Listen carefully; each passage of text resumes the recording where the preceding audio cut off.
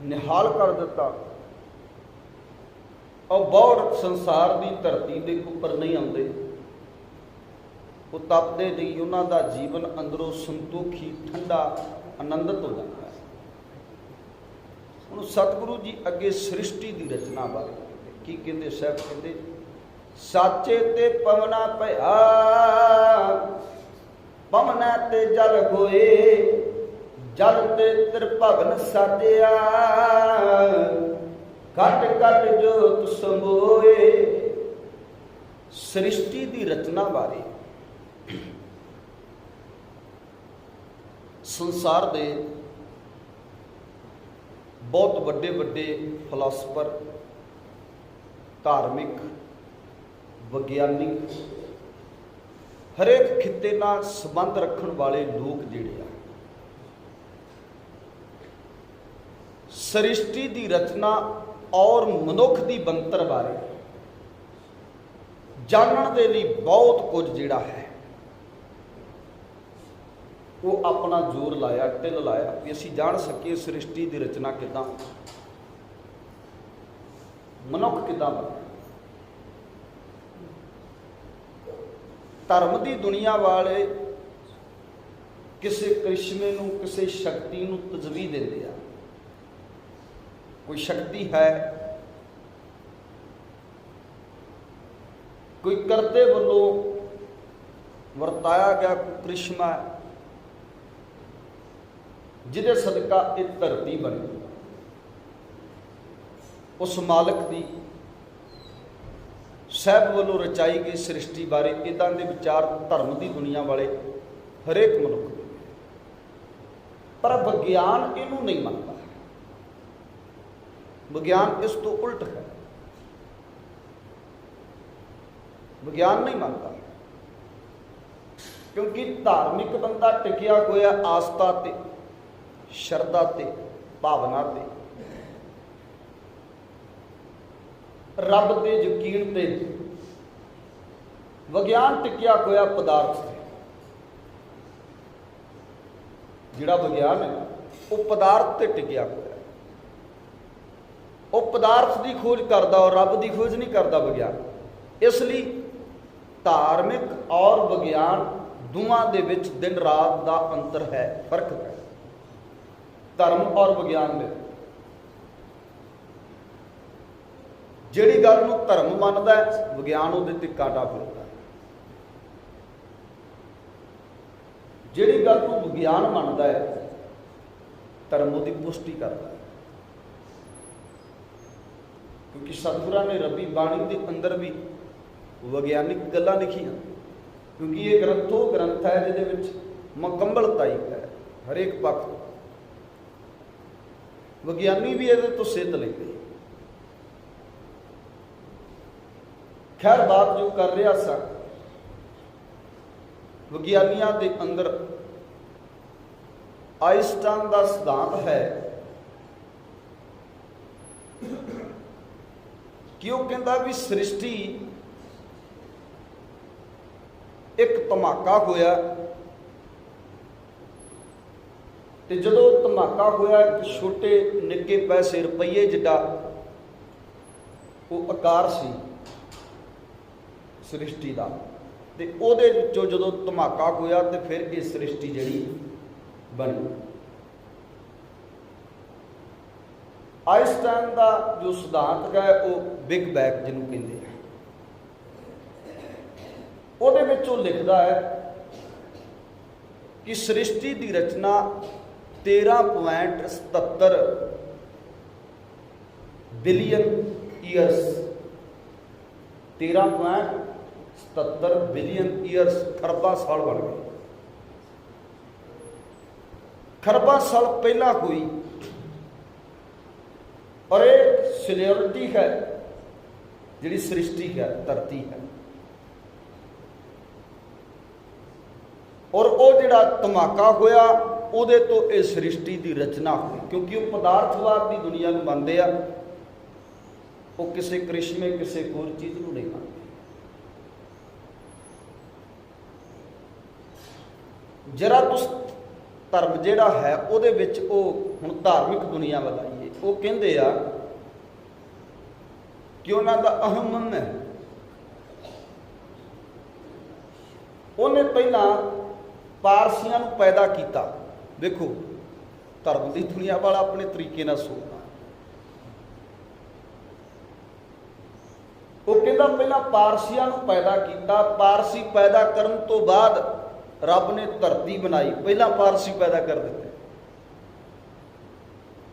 फिर रब ने धरती बनाई, पदार्थ बनाया, ये जिन्ना जलवायु ब्रह्मंड है वो बनाया। और वो मनता 3000 साल पहला उन्होंने का कोई पुरख होया, वो मरण तो बाद फिर ये सब कुछ रचिया गया। और जिहड़ा उन्हों का गुरु है उन्हें ये सब कुछ किया। पहला पारसी बने तो पारसी बनने तो बाद सृष्टि की रचना, सृष्टि रची। ईसाई मत ये मनता है कि जिहड़ी सृष्टि है वो पानी दे विच चपटी हुई किसी पदार्थ की तरह सृष्टि बनी ते पानी दे विच सीगी खड़ी। उस तो फिर अगे सृष्टि की रचना जो ओल्ड टेस्टामेंट है उहदे विच ये लिखिया है, जेनेसिस जिन्हों कहते हैं पुस्तक जो है ना ओल्ड टेस्टामेंट। उस तो बाद फिर न्यू टेस्टामेंट, दो ने इन्होंने, एक ओल्ड टेस्टामेंट है जो पुराना है, एक न्यू टेस्टामेंट है। उहदे विच लिखते आ कि नहीं, जिसू जी नूं प्रभु वालों इल्हाम है और जिसू तो बाद ही इस सृष्टि की रचना हुई, वो ये मानते हैं कि उस तो बाद सृष्टि की रचना की गई, सृष्टि बनी। इस्लाम अपने तरीके ना मानता है। इस्लाम दो पाठ करता है, जिहदे विच ओह कहंदा पहला पाठ है अल्लाह अल्लाह, और बेस्ट की जो गल है वो करता है, जरखाम जो है उसकी गल करता है। तो दूसरा भाग एक है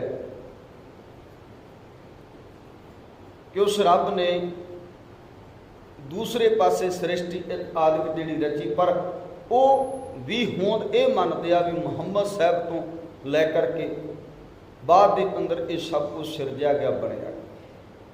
खैर बात अलग अलग धर्मां के लोग, बोधी, जैनी, यहूदी, अलग अलग धर्मां के लोग अलग अलग तरीके नाल सृष्टि की रचना नूं मनदे आ। या आ तरीकों के नाल सृष्टि की रचना और सृष्टि रची गई, सृष्टि बनी,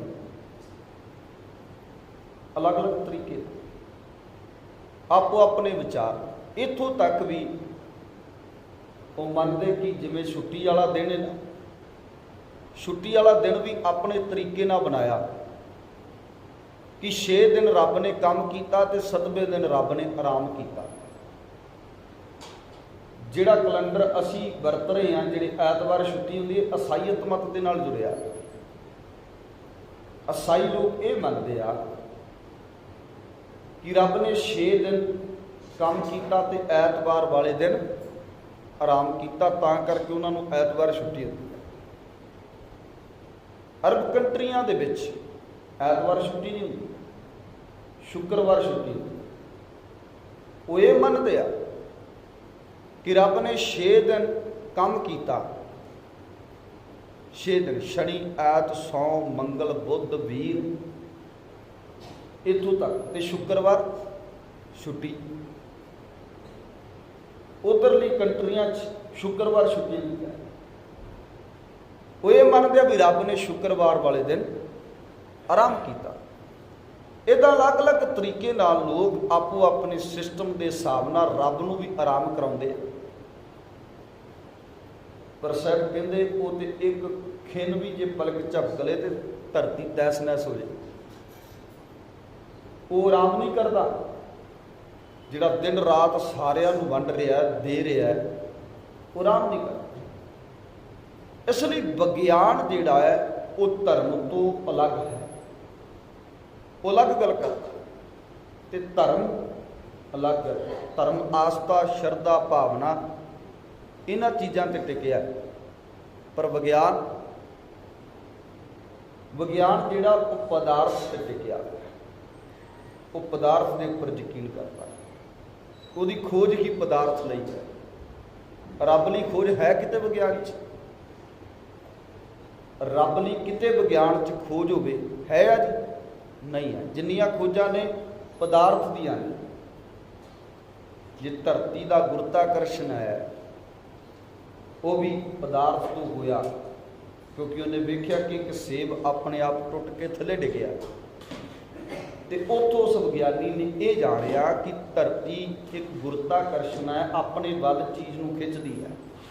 जदों उन्हें बोलिया सी उदों किसी यकीन नहीं किया भी ये पागल बंदा है, पर बाद में जदों विज्ञानियों को इस गल की समझ आई तो सच निकलिया, वो बंदा कहते मर गया सी, पर वह सिद्धांत बाद में फॉलो किया गया भी वाकई धरती एक गुरुत्वाकर्षण, पर पदार्थ नाल है इसका संबंध, रब ना कोई संबंध नहीं। हुण गल करिए दूसरे धर्मां के अंदर ये सब कुछ बयान किया गया भी धरती इदा इदा इदा बनी। जदों गुरु नानक साहब ने गल की तो साहब कहते भी जिहड़ी तुसीं गल करदे हो भी इत्थे आ सी ते एवें बनिया, साहब कहते इत्थे कुछ भी नहीं सी। गुरु नानक साहब की कहते इत्थे कुछ भी नहीं सी। अरबद नरबद धुंधू कारा धर्म ना गगन आकाश विचा, ना दिन रैन ना चंद ना सूरज, कहते ना दिन सी ना रात सी ना चंद सी ना सूरज सी, ना नदियां सन ना जल सी, कुछ भी नहीं सी संसार की धरती, कुछ भी नहीं सी, पर वो परिपूर्ण परमात्मा सी, वो रब सी कला, जिहड़ा कला सी। फिर उन्हें की किया जो गुरु नानक साहब जी बयान कर रहे भी किदां सृष्टि की रचना हुई।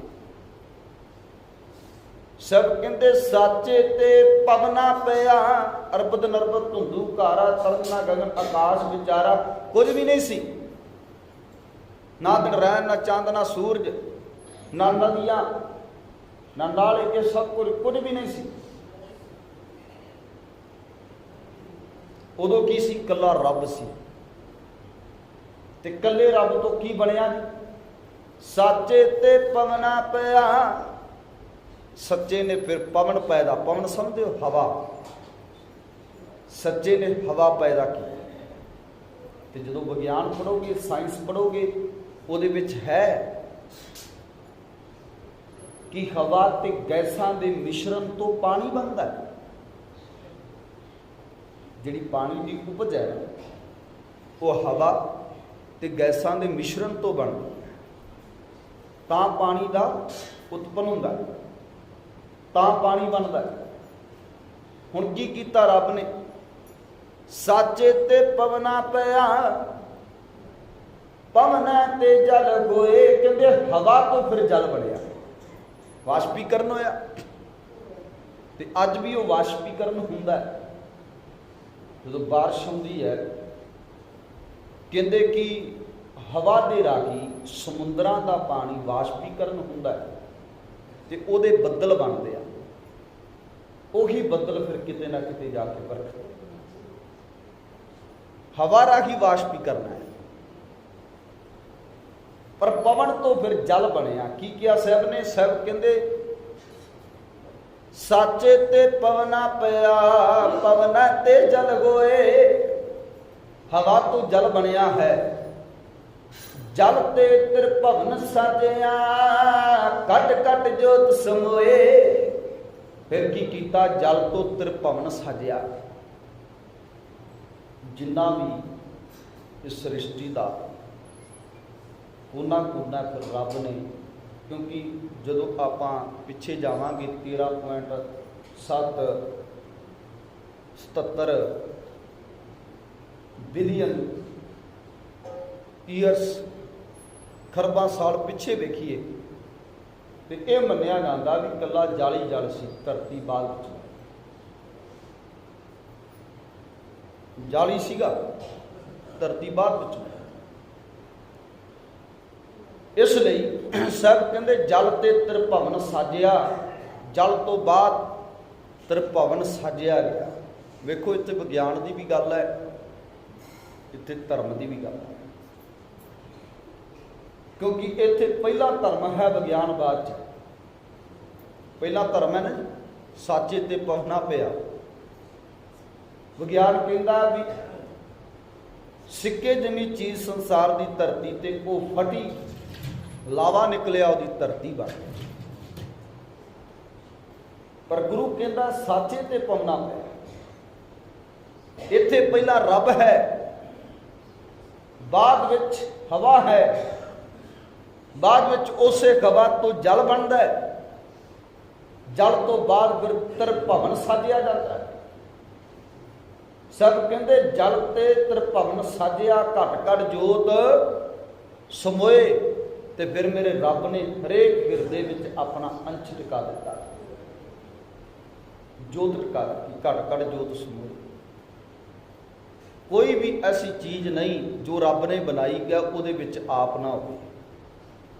ਆਪ ਨਾ ਹੋਵੇ ਦਾ ਮਤਲਬ ਉਹਦਾ ਅੰਸ਼ ਨਾ ਹੋਵੇ। ਅੰਸ਼ ਦਾ ਮਤਲਬ ਆਤਮਾ। ਜਾਨਵਰ ਦੇ ਅੰਦਰ ਵੀ ਹੈ, ਛੋਟੇ ਜਿਹੇ ਕੀੜੇ ਦੇ ਅੰਦਰ ਵੀ ਹੈ, ਕੀੜੇ ਤੋਂ ਵੀ ਛੋਟਾ ਹੁੰਦਾ ਕਿਰਮ, ਕਿਰਮ ਦੇ ਅੰਦਰ ਵੀ ਹੈ। ਵਿਸ਼ਾਲਤਾ ਨਾਲ ਸੋਚੋ ਕਿ ਇੱਕ ਕਿਰਮ ਤੋਂ ਲੈ ਕੇ ਵੱਡੇ ਵੱਡੇ ਜਾਨਵਰਾਂ ਤੱਕ ਉਸ ਰੱਬ ਦੀ ਅੰਸ਼ ਟਿਕੀ ਹੋਈ ਹੈ। ਸਾਚੇ ਤੇ ਪਵਨਾ ਪਿਆ, ਪਵਨਾ ਤੇ ਜਲ ਹੋਏ, ਜਲ ਤੇ ਤ੍ਰਿਭਵਨ ਸਾਜਿਆ, ਘਟ ਘਟ ਜੋਤ ਸਮੋਏ। ਹਰੇਕ ਹਿਰਦੇ ਵਿੱਚ ਰੱਬ ਹੈ, ਹਰੇਕ ਹਿਰਦੇ ਵਿੱਚ ਉਹਦੀ ਜੋਤ ਸਮਾ ਰਹੀ ਹੈ।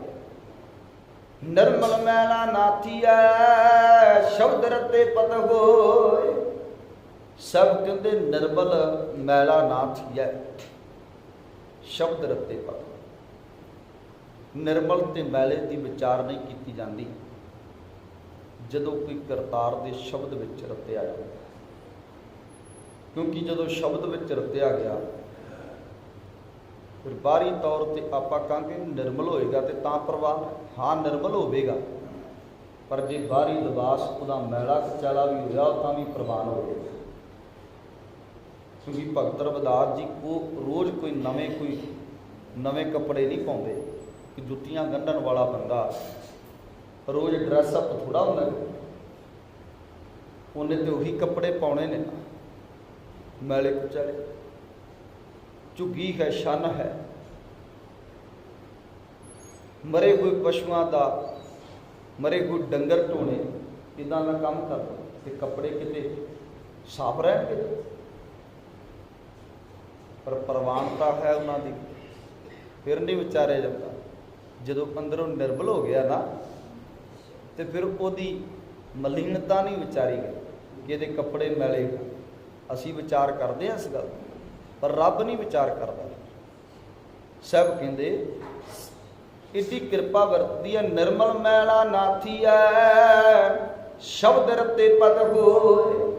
ਜਿਹੜਾ ਨਿਰਮਲ ਹੋ ਗਿਆ ਉਹਦੇ ਬਾਹਰੀ ਲਿਬਾਸ ਮੈਲੇ ਨੂੰ ਵੇਖ ਕੇ ਵੀ ਕਰਤਾਰ ਨੂੰ ਪ੍ਰਵਾਨ, ਕਿਉਂਕਿ ਉਹ ਸ਼ਬਦ ਵਿੱਚ ਰਤਿਆ, ਰੱਬ ਦੀ ਯਾਦ ਵਿੱਚ ਰਤਿਆ। ਕਿਸੇ ਦੇ ਮੈਲੇ ਕੱਪੜੇ ਪਾਏ ਹੁਣ ਆਪਾਂ ਕੋਲ ਨਹੀਂ ਖਲੋਤੇ,